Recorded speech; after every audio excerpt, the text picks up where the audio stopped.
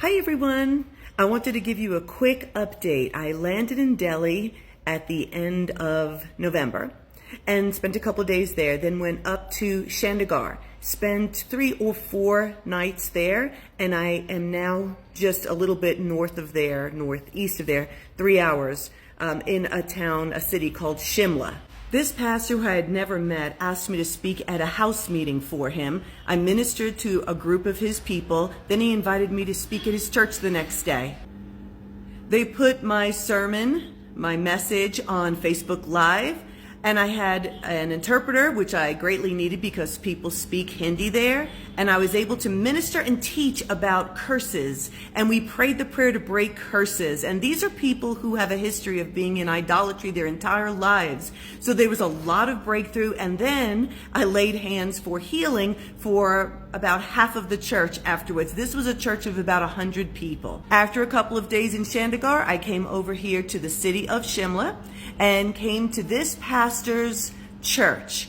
It's in that little yellow building, not those big buildings, in the little yellow building.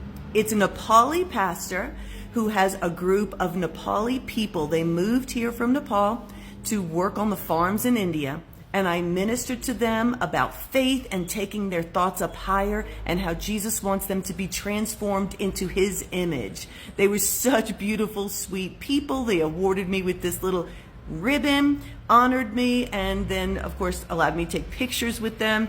The sweetest people, so grateful to do that. The next day I went to a pastor's church in the afternoon, anointed people, prayed for them, and then in the evening went to another church where I spoke about the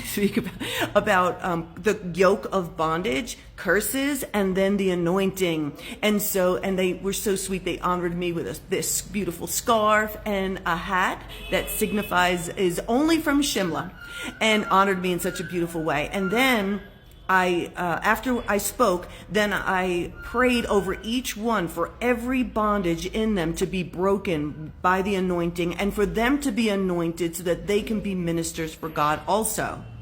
This is the pastor right here that has been working so closely with me to set all of these meetings up. He has connections in so many places, and we had a mutual friend through another ministry. So this is just completely a God thing. He has so many churches that he set up here in Shimla and outside of Shimla, and he has friends in other cities. So we have a plan that when I come back, we're going to go to those other cities in addition. So instead of just going to Chandigarh and Shimla when I come back, I'll go to Chandigarh, Shimla, and all the churches that he knows of in Shimla, and then 4 other cities. In addition, my last day in one of the places in Nepal, I met a former missionary from the United States to India. He ministered in India for 10 years, and then one day he showed up at the airport and they said, "You can't come in here." And I told him, "Don't worry, Pastor, I will pick up the torch and I will carry it for you." And he has all connections in southern India. So between all of the things that we're doing this time in northern India and all of the connections that I can go to the next time I come in southern India, God has opened up India in such an amazing way for the gospel to be preached. Please continue to pray for India and pray for me. And if you feel led, please continue to support the ministry. Thank you so much, and God bless you.